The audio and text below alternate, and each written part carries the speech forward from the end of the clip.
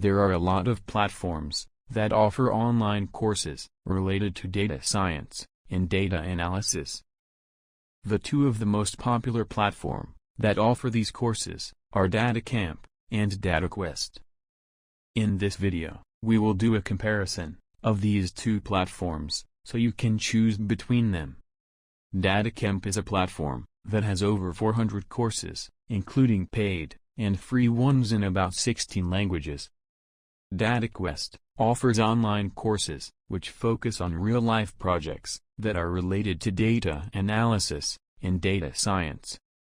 DataCamp, on the other hand, focuses more at video content and less projects at the start of the course.